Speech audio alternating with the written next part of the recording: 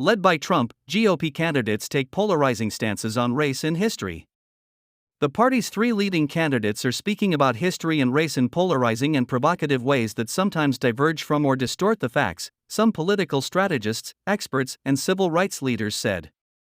Former President Donald Trump uses dehumanizing rhetoric to describe undocumented immigrants before largely white audiences.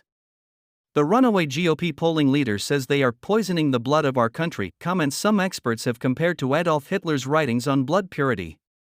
Get the full experience, choose your plan. Florida Governor Ron DeSantis defended part of his state's African American history curriculum standards that claim some enslaved people developed skills that could be applied for their personal benefit. And Nikki Haley omitted any mention of slavery when she was asked to explain the cause of the Civil War at a town hall event this past week. It wasn't until the next day that Haley acknowledged the war was about slavery. Story continues below advertisement. The Republican Party's three leading presidential candidates are speaking about history and race in polarizing and provocative ways that sometimes diverge from or distort the facts, some political strategists, experts, and civil rights leaders said.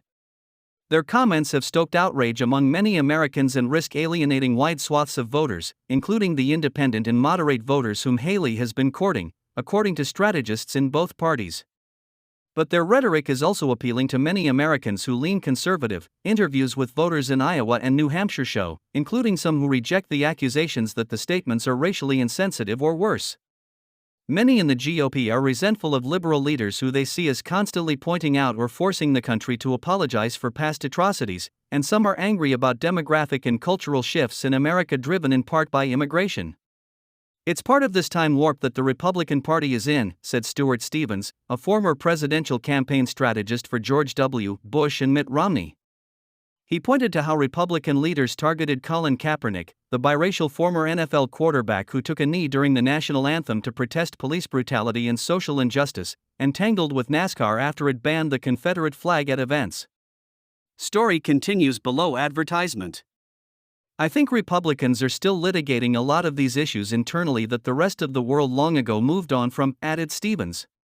He added that they are catering to voters who see the world changing and find it unsettling. But some conservative voters in the first two nominating states this past week expressed different views. Even as Haley's comments stoked controversy around the country, many who attended her events in Iowa and New Hampshire said they took no issue with her initial answer that left out slavery. Doug Vogel, 56, who attended a Friday event in Concord, New Hampshire, said he thought concerns about Haley's answer were overblown, and he thought she accurately addressed the legal concerns that were at play over states' rights. Story continues below advertisement. She spoke the truth, he said.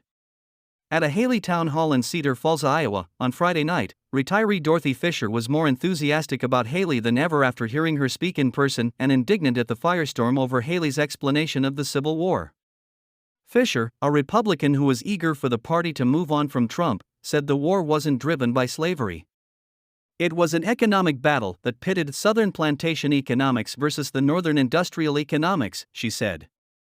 Her sister, Barbara Hadinger, who is also retired and Republican, agreed with the GOP candidate's broader complaints about U.S. discourse on race. The Democrats always want to play the victim card, she said. Trump drives debate on race.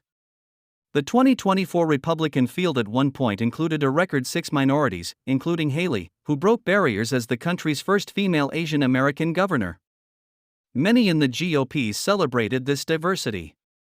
But some Democrats have argued that the way the candidates have talked about racial issues has been problematic. Story continues below advertisement. When you think about Donald Trump, a man who is now parroting Hitler, talking about poisoning the blood of this country, when you think about Ron DeSantis who talked about slavery actually benefiting the slaves, this is just typical, said Democratic National Committee Chairman Jamie Harrison. Trump has rejected the comparisons to Hitler, and DeSantis has said the Florida curriculum, which also covers the horrors of slavery, is not meant to cast the institution in a positive light. But some experts have not been satisfied by their responses. The stock in trade of the GOP is evasion, Haley's silence on slavery, and falsification, the Florida curriculum's pretense that slavery had positive aspects, said Amy Drew Stanley, a University of Chicago history professor. She added, this false history plays into conspiracy theory. It damages efforts of racial reckoning and reconciliation. Story continues below advertisement. The pattern of Republican leaders inflaming the debate over racial issues has played out in countless ways after America's conversation about race was thrust to the forefront by the election of Barack Obama as the nation's first black president.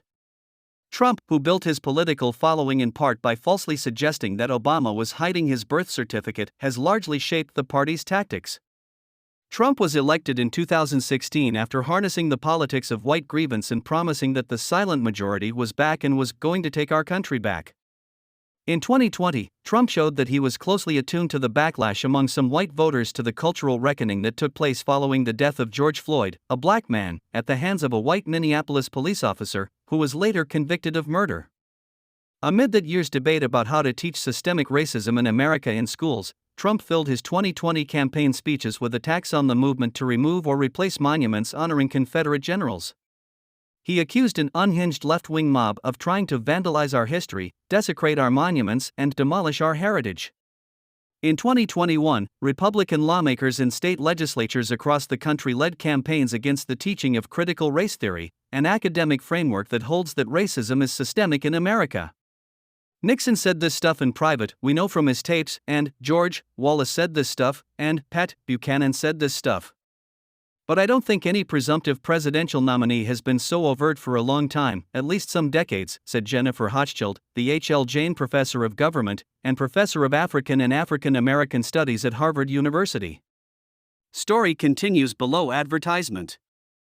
Trump is now reigniting themes he used to launch his 2016 campaign when he argued that undocumented immigrants were rapists who were bringing drugs and crime across the border into the United States. Despite condemnation from historians and scholars who say Trump's latest rhetoric is a clear echo of the contamination of the blood concept in Hitler's anti-Semitic manifesto Mein Kampf, Trump has doubled down on his assertions that immigrants are poisoning the blood of this country as he promises to enlist the military in the largest domestic deportation effort in American history. Trump has denied that his statements are racist and continues to insist that he has never read Mein Kampf. What I'm saying when I talk about people coming into our country is they are destroying our country, he told conservative broadcaster Hugh Hewitt when pressed on the topic in a recent interview. Story continues below advertisement. Trump on Saturday took to social media to accuse Democrats, without evidence, of allowing totally unvetted migrants into the United States so they can vote, and signing them up at a rapid pace. The baseless claim echoed past comments from some Republicans falsely suggesting Democrats are seeking to illegally register non-citizens to vote. Share this article. Share. GOP presidential candidate Vivek Ramaswamy, who has excited some voters in the base but remains a long shot, declared during a debate that Great Replacement theory, which holds that Jews, minorities and immigrants are attempting to replace white, native-born Americans through immigration and higher fertility rates, is not some grand right-wing conspiracy theory, but a basic statement of the Democratic Party's platform. The candidate's rhetoric could come at a political price 10 years after the Republican Party flirted with adopting a more inclusive message to bring more racial minorities into the party after the 2012 election. Some recent polling suggests Trump has made inroads with black voters in key swing states because of dissatisfaction with President Biden's policies, and Trump did make some gains with Hispanic voters in 2020, according to a Pew Research Center report. But the GOP's focus on polarizing racial themes could alienate those same voters as the November election draws closer, strategists from both parties said. Haley under scrutiny over slavery omission. Haley attracted widespread attention with her comments at a Wednesday night town hall in Berlin, New Hampshire. She made no mention of slavery in her response to a questioner who wanted her to say what caused the Civil War. What do you want me to say about slavery?